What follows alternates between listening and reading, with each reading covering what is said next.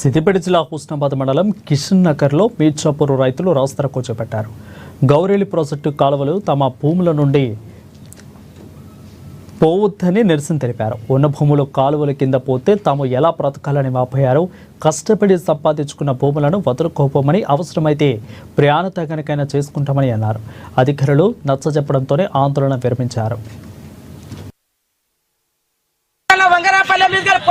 కాలువకు పెద్ద పెద్దలు పోయి పెద్ద పెద్ద కాపలు పోయి అటు నుంచి మన కేశవరం నుంచి తిప్పిరు.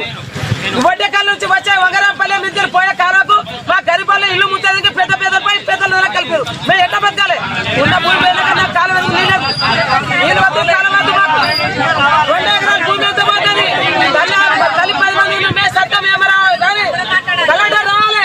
ఎన్ని పోస్తే చచ్చిపోతా. ఆ కాలువ 10 ఎకరాలు నా 2 ఎకరాల భూమి ఇప్పించాలి.